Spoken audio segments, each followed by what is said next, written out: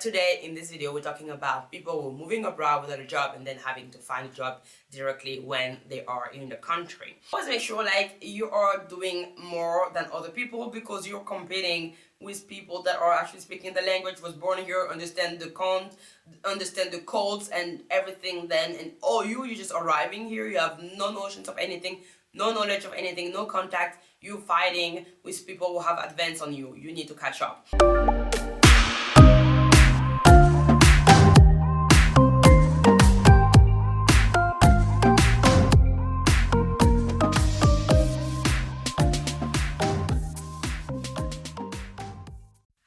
Hi my populace, welcome to my channel. Today we're talking about finding a job when you are moving abroad, a different country. First of all, I want to introduce myself. My name is Bettina. For the people new, you can call me B already as you want, and for the people's back, thank you so much and welcome back. Of course, when you're moving with the job and you already find something, then it's easier. But sometimes, as myself, I have never moved abroad with a job. Most of the time, I move in the country and then inside of the country, I'm starting looking for a job.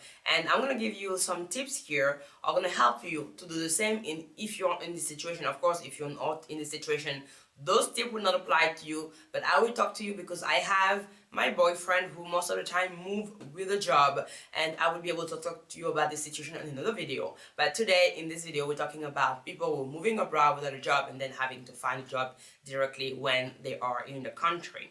So the first things you need to know, depending on any countries you're gonna go, finding a job is most of the time the same, okay, in terms of you need to have some skills and you need to be able to sell yourself. The first things you need to do is to have a CV, a curriculum vitae that is actually in English. Why in English? Because English is going to be the language that everybody speak, or most of the people speak. And if you're in a different country, you may have at least one CV that's going to be in English. And then I recommend you, and I think you should do that, to also have a CV in the language of the country. Because as I saw that with Italy, I was not saying that other countries, but because also I moved in the state, is an English speaker country. In Canada, when I was living, is also an English speaker country. So I never really had any issue with the fact that my CV was in English because those countries were actually speaking English. But then when I moved to Spain, I still did the same. Spain being very open to the fact that you can be in that country and also speak English and it'd be okay because they would adapt to you. Italy is not currently the same. France, it would be the same, but Italy is not the same. As I told you in one of my last video, in Italy, they speak mostly only Italian. So that means if your CV is only in English, you may have people who not understand, who not even want to try to understand, and they would be like, okay, this person didn't make effort to speak in Italian, I'm not even moving on. This person didn't put a CV in Italian, I'm not even moving on with that person. So if you don't want to put yourself outside, try as possible, not only, first of all, to get the CV in English, and then even put it in the language where you're getting to. So if it's Italian, because you're going to Italy, Portugal, because you're going Portuguese, because you're going to Portugal or Brazil or whatever countries that will speak the language, try as much possible to convert your CV to the language of the country. It will be able to help you a lot. Trust me, with my last experience in Italy, I have understand that most of the time my CV was not even read because people were asking me questions that was very obvious because it was written on my CV. The second tip that I would give you is to make sure to have basic on the language you're going to talk to.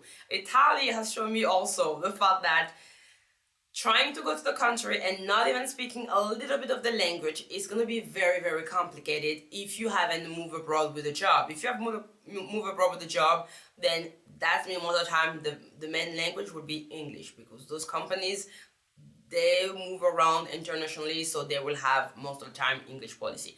But if you're looking for a job in the country, you need to get some basic language of that country because you want to make sure to understand the contract because most of the time they will be written in the language where you will be applying, unless if you're working for an international company. They will be also asking you to do the interviews in the language. Okay, when I arrived to Italy, even when I was trying to work in the field of hotellerie, okay, which is hotel, English is literally the main language there. they were still making my interviews in Italian. And of course, you want to be able to sell yourself, and you cannot do that if you don't manage the language. I was not able to sell myself the same way in English and in French than in Italian, because my Italian was so weak when I arrived in Rome the first time, the first months, and then looking for a job and being able to sell myself and competing with other candidates in a language I don't speak was very hard. And I understood that after a very long time, receiving rejection and rejection and rejection and rejection, that I actually need to just learn the basic words in Italian, so at least I can go through an interview and don't feel stupid and be able to sell myself. So the next tip that I will be giving to you for finding a job is to accept the fact that you may have to go to stuff that is not your level. Depending on how you're arriving, I'm gonna give you two situations. I arrived in Italy with a situation that was not that complex, because I was joining, my boyfriend was already there, he was working, we already have an apartment, so I was not looking everything by myself. I just literally just came and sit down.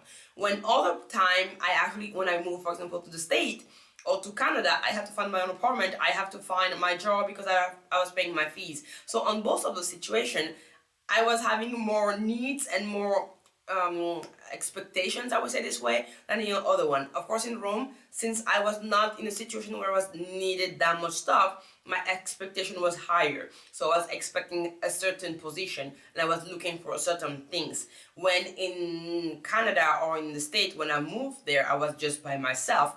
I needed just to pay my fees, so I was not having that much high expectation. And you need to understand the situation. Most of the time, if you're traveling and you're moving around, you're going to be by yourself.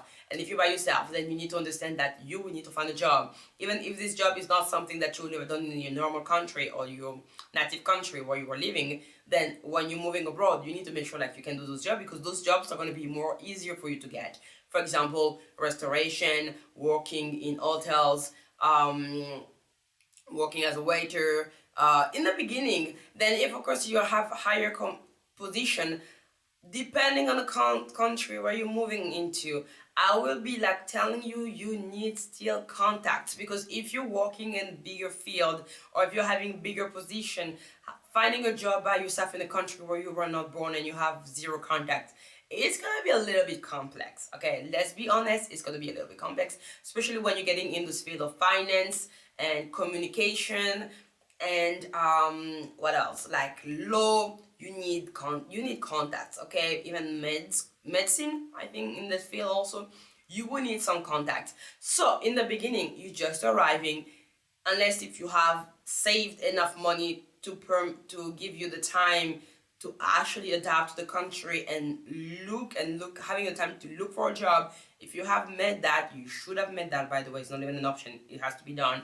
If you do that and you have like those 5 months of like safety nets when you can actually take the time and look for a good position, be aware and do that. But if you doesn't have that much long time and you need to still start working because the expenses are getting out and you have no entries, then you need to make sure like you're getting for any job. Okay, lower your expectation, especially when you're arriving to the first time to a country that you have never been before and you have no contacts or no one. Lower your expectation, because the reality will be eating on your face. And the more ready you are for something, the more ready you are about a situation, the less it's impacting you, so the less you will feel like, oh my god, I'm struggling here, because you are already expecting those, because you plan those possibilities of actions to happen. The last advice and the last tips that I can give you on that subject will be just to go through different channels to look for a job.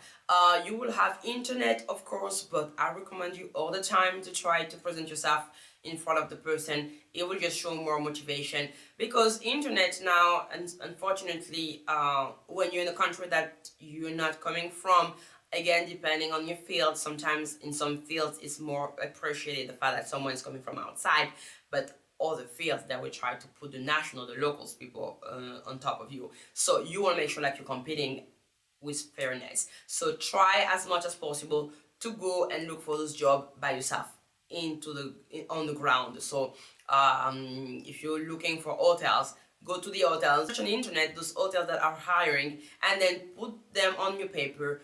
Take a day, an afternoon, and just walk around, go there and talk direct to the person. Sometimes you would even meet the manager. Sometimes you may even do an interview, literally like that. It happens to me twice in Rome when I was looking for a job, and then I went directly with my CV. I printed my CV because this is something like I'm used to do on the internet. But I printed my CV this time, and I actually go to the center, and I was just like going around, and even I end up like stopping in this hotel that was not even on my list, and then I just entered and I said, "Oh, by the way, are you guys looking for someone?"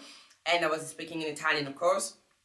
And then they say, "Oh yeah, really? Well, okay. Can you show you have a CV?" And then we start talking. And the guy said, "Oh wait, I'm gonna call my manager." The manager came and we start talking. He didn't get it. It was not the position I was looking to because it was in housekeeping. But at the end of the day, I was able to talk to the manager directly because I did this one, and I was not even targeting that hotel in the beginning since I didn't even know they were hiring because I haven't looked on them on internet. Just the fact of walking around at the center and giving my CV is also just showing like motivation, and also making sure like you're getting on top of the list, because you will give personally hand to hand your CV to the manager, or even have the chance to speak to the manager. Always make sure like you are doing more than other people, because you're competing with people that are actually speaking the language, was born here, understand the understand the codes and everything then, and you're just arriving here, you have no notions of anything, no knowledge of anything, no contact. You fighting with people who have advanced on you. You need to catch up. So the only way to catch up is to make sure like you at least doing those basic things. So that's it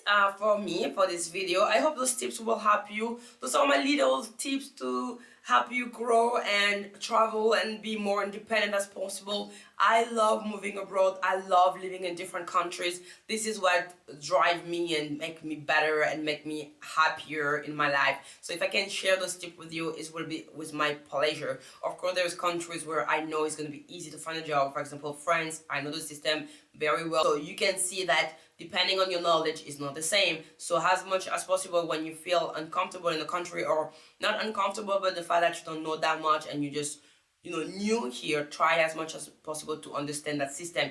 If I had applied those tips to myself when I arrived to Rome, I think my experience in Rome would have been a little bit different, because I was expecting too much of them. I was expecting them to speak English.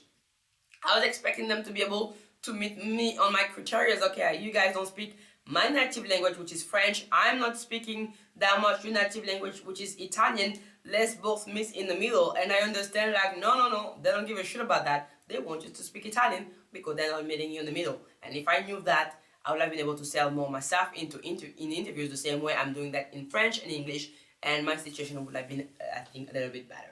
Anyway, so if you like this video, please give it a thumbs up, and also let me know in comments any other ideas of video if you like.